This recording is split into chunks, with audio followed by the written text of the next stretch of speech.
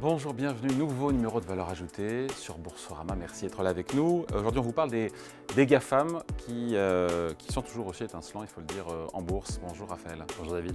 Bon, on a une saison des résultats qui n'est pas terminée, mais en tout cas de ce qu'on sait des GAFAM, c'était solide. Très solides. Elles sont impressionnantes, ces GAFAM, une résilience à tout terrain. Si vous regardez la saison de résultats en moyenne, elle est assez moyenne. Il y a eu pas mal de déceptions à droite à gauche. On voit que ça ralentit sur certains secteurs.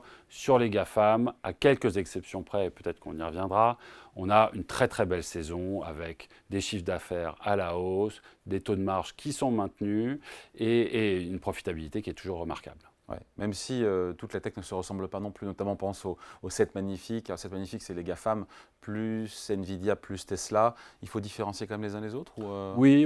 Ce n'est pas un ensemble homogène, pas un ensemble cohérent. Il y a effectivement les grandes techs qui vont presque devenir des techs historiques maintenant, les Google, Microsoft de ce monde.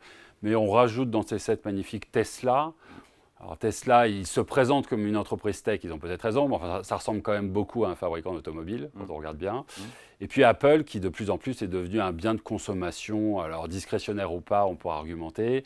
Donc ce n'est pas exactement la même dynamique, c'est difficile. Et d'ailleurs, en termes de performance boursière, la convergence de performance entre les 7 est en train de s'évanouir et on a vu des divergences plus récemment. Notamment sur Tesla. Et en particulier sur Tesla. Et contrario, Nvidia, sa valeur star évidemment en 2023, encore en 2024, une performance boursière qui est à couper le souffle. Est-ce que c'est justifié quand on regarde les fondamentaux de la boîte, les résultats, la croissance? C'est mérité? Alors Nvidia, c'est un ovni. On a rarement vu ça dans l'histoire des marchés. Déjà, si on remet le contexte, qu'est-ce qui se passe avec Nvidia? Nvidia a fait un magnifique travail d'anticiper avant tous les autres, cette vague sur l'intelligence artificielle. Depuis de nombreuses années maintenant, il développe des puces électroniques pour servir l'intelligence artificielle. Et donc, au moment de l'explosion de l'intelligence artificielle, en particulier avec ChatGPT en 2023, Nvidia a pu se positionner et vendre sa fameuse puce H100. Donc, une situation de quasi-monopole sur ce boom de dépenses d'investissement. On est dans une situation de quasi-pénurie sur ces puces.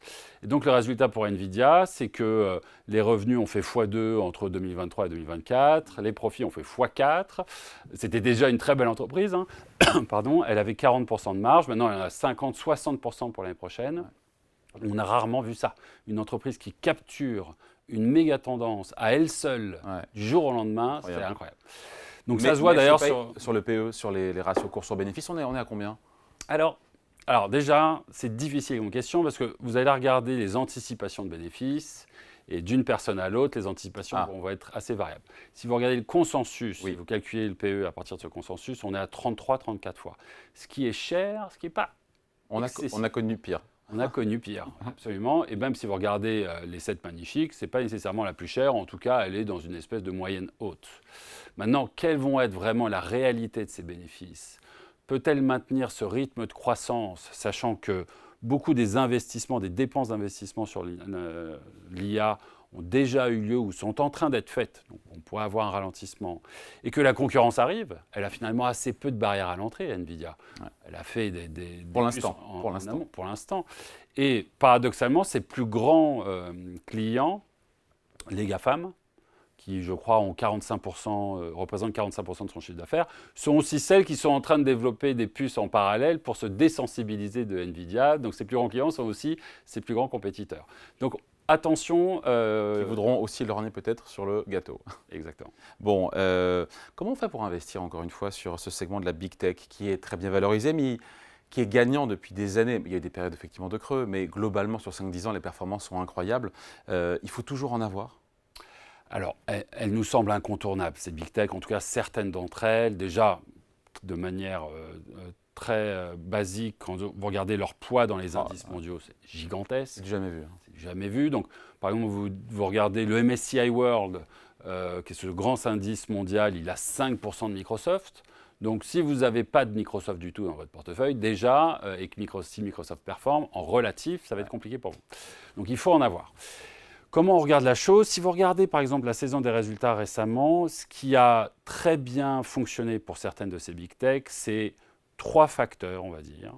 Premier facteur, c'est la croissance de la publicité en ligne. La publicité, c'est un gigantesque marché qui se fait rogner par l'intérieur, par un sous-marché qui est la publicité en ligne et qui est capturé littéralement par 2 acteurs, Google et Facebook. Oui. Donc déjà là, il y a une méga tendance long terme sur laquelle on a envie de se positionner. Première chose. Deuxième chose qui a bien marché pendant la saison des résultats, c'est la croissance du cloud.